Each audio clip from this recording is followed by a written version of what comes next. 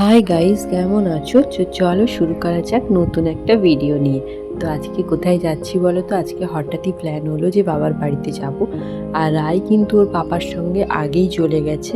আর আমি তারপরে আমার কিছু কেনাকাটা ছিল, তো কিছু কিনে তারপরে আমি হেঁটে হেঁটে যাচ্ছি। আর আমার বাড়ি থেকে বাবার বাড়িটা খুব কাছেই, হেঁটেও যাওয়া যায়।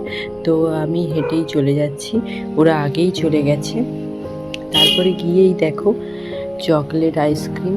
তো এটা তো ভীষণ খেতে ভালো লেগেছিলো। আমার জন্য পিসিও এসেছে, ওই এটা এনেছিল। তো দারুণ খেতে লেগেছে, আর গরম থেকে গিয়েছি, আইসক্রিমটা জাস্ট অসাম। তো আমি খাবো বলতে রায়েরও বায়না, তো রায়কে তো দিতেই হবে, ও তো আইসক্রিম খেতে ভীষণ ভালোবাসে।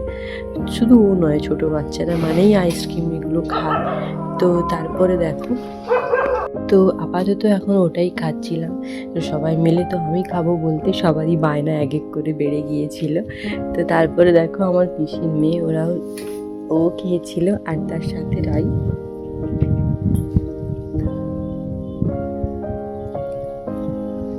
তো তারপরে দেখো আমার পিসির মেয়ের ড্রেসগুলো ছোট হয়ে গিয়েছে, আর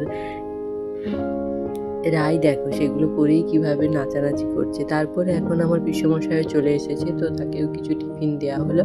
তারপর দুপুরে লাঞ্চের টাইম, আর রায়ের থালাতে কি আছে দেখো, চিকেন, আলু ভাজা। তো আমাদেরও দেখো রায়ের খাওয়া হয়ে গেছে, তার সাথে কত কিছু ভাজাভুজি, খাওয়া দাওয়া, তো সাথে তো চিকেন থাকবেই, তাই না?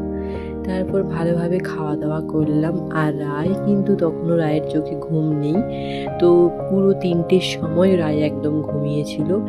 তারপর আমার তো একদমই দুপুরে ঘুম হয়নি, বিকেল হয়ে গিয়েছিল, আবার বাড়ি ফিরে আসতে হবে। তো একটু ভাবলাম চা খাই, আর সঙ্গে লুচি, লোভ তো ছাড়তেই পারছিলাম না। তারপরে রায়ের বাবা আর আমরা সবাই মিলে হাঁটতে হাঁটতে বাড়ি চলে এলাম। আজকের ব্লগটা আমার এই পর্যন্তই। কেমন লেগেছে কমেন্ট করে জানিও কিন্তু।